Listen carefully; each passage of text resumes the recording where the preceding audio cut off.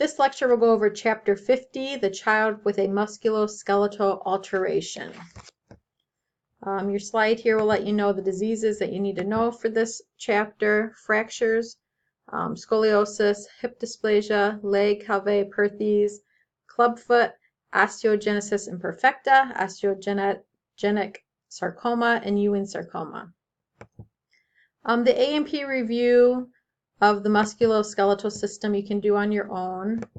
Oops, sorry about that. We're going to start here with fractures. So a fracture is a break or disruption in a bone's continuity. Most fractures occur when excessive or traumatic force exceeds the strength of the bone.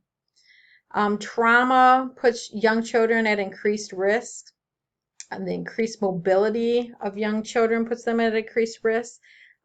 Accidental trauma such as falls, sports, or motor vehicle crashes. Non-accidental trauma. Child abuse is frequently associated with spiral fractures. So we'll talk about some different fracture types, but you want to associate spiral fractures with child abuse. And then pathologic conditions such as osteogenesis imperfecta can also contribute to fractures. Here's a little diagram with some upper extremity fractures. If you look at page 1218 in your textbook, you have diagrams of 5 different types of bone fractures: green stick, spiral. Spiral, again, is the fracture associated with child abuse. Oblique, transverse, and comminuted. Those different types of fractures on page 1218, I want you to be able to recognize. So they're all each provided with a description, and I want you to recognize the different types of fractures that can occur.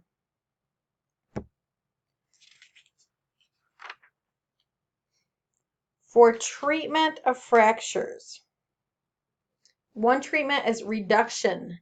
And reduction is just a term for repositioning bone fragments into normal alignments. It can be closed or open, where an incision would have to be made to realign the bones.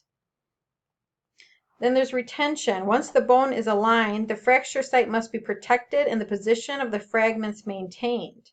This can be done through application of a splint, cast, external fixation device, or traction that effectively immobilizes the area while it heals. On page 1216, you have a box that contains information for home care for the child in a cast. I want you to review that box for home care of the child in a cast for testing purposes. It has some good parental teaching information that you'd want to share if you were teaching the parent whose child just recently received a cast, what to look out for, how to take care of it, the do's and don'ts. So again, please review home care of the child in a cast on page 1216.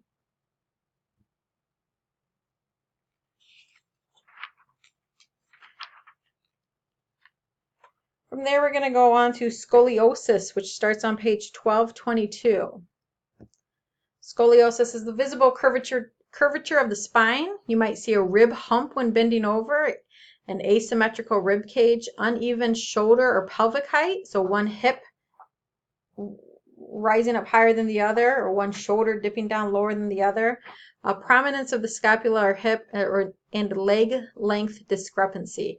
What I'd recommend you do now is pause this video and Google scoliosis manifestations and take a look at some of the different types of images that are on the web so that you can see that visible curvature of the spine, that rib hump, the uneven shoulder and pelvic height. You have a little diagram here that just exhibits the difference between scoliosis, lordosis, and kyphosis. Again, scoliosis is a lateral deviation. You see it's sort of almost a minimal S shape when you're looking straight at the back. A lateral deviation or curvature of the spine that is greater than 10 degrees.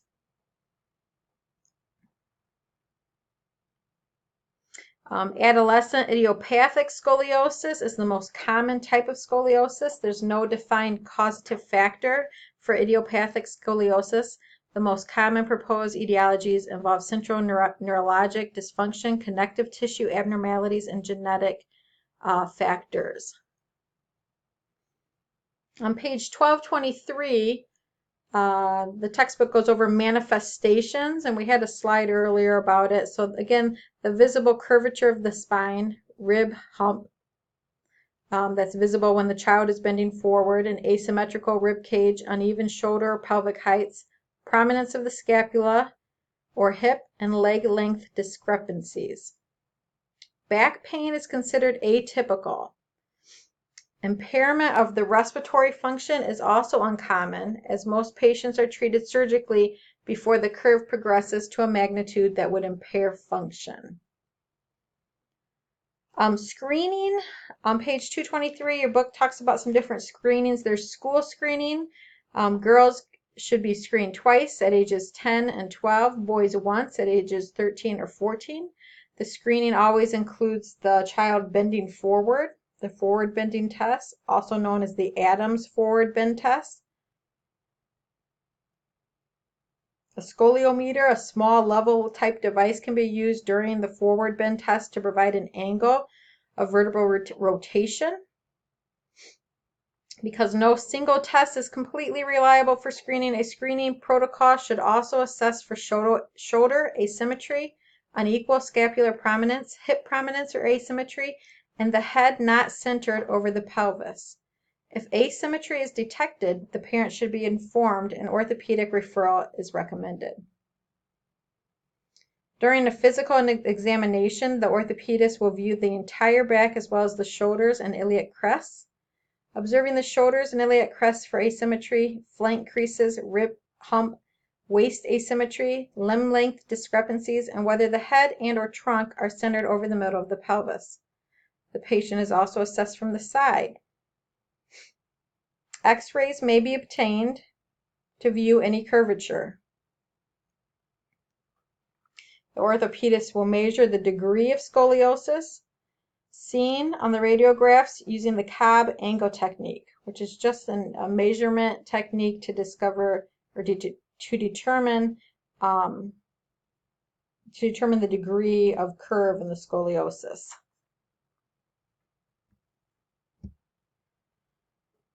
Treatment.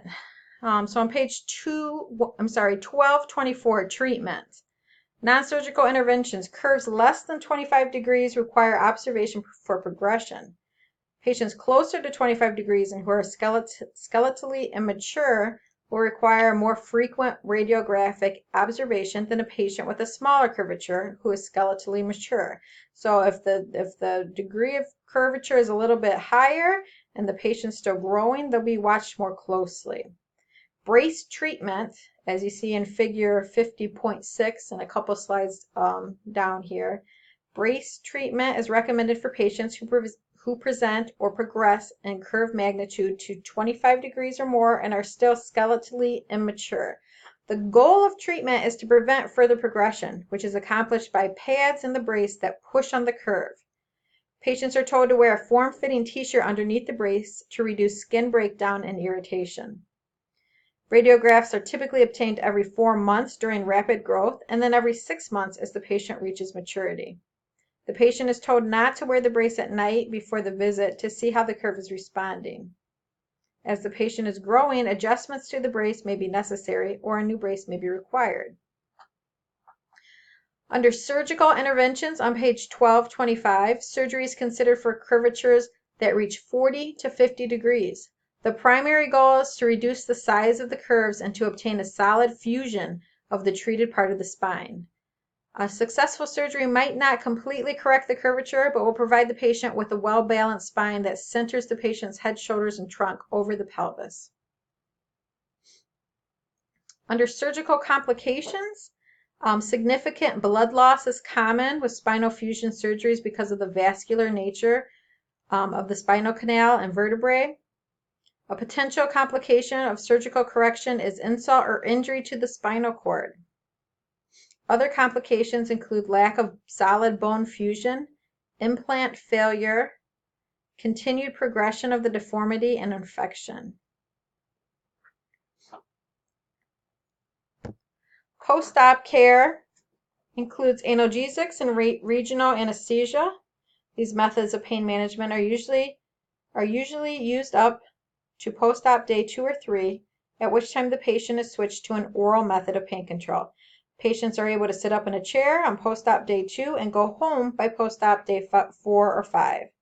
They return to the clinic within 1 to 6 weeks, depending on surgeon preference, and are usually followed for 2 or more years post-operatively or until reaching 18 years of age. Most patients return to school after 2 weeks.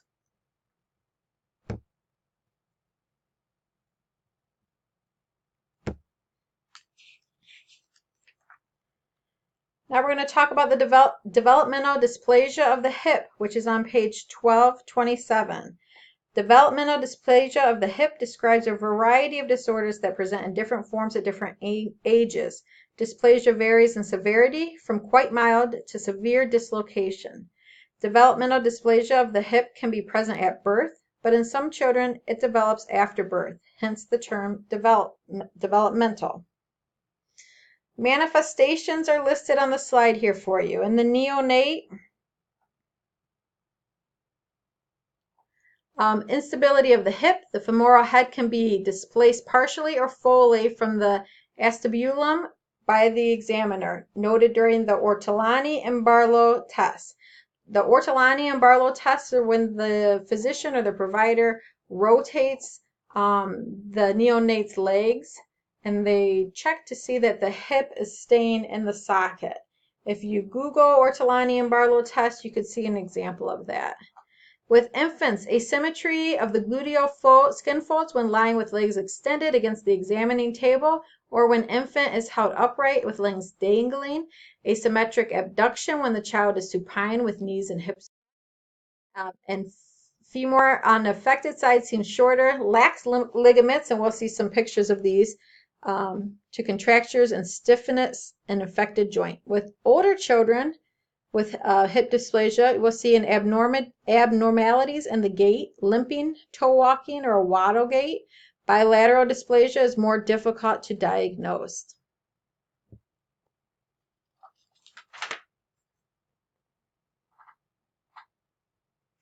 Under diagnostic evaluation on page 1228, developmental dysplasia of the hip can be difficult to diagnose in a neonate because signs and symptoms are often quite subtle.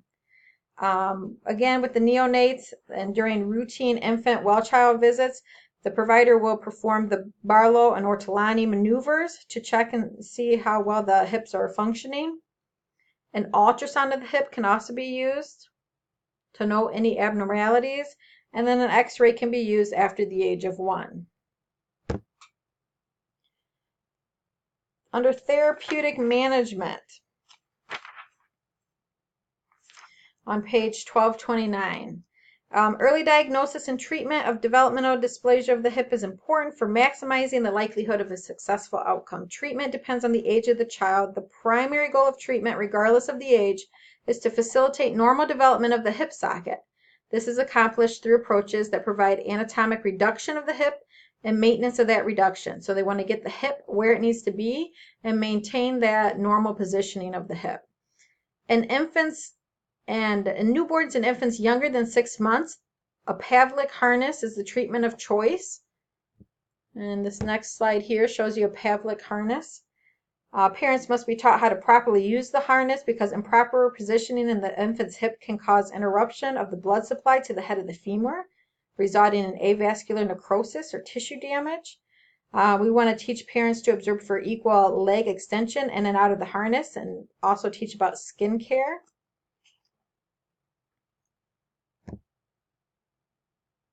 For closed or open hip reduction surgery, preceded by home management with Bryant's traction, is usually necessary to manipulate the hip joint. Positioning and immobilization for 3 months and a spica cast following the procedure. So you have a little diagram of a spica cast there.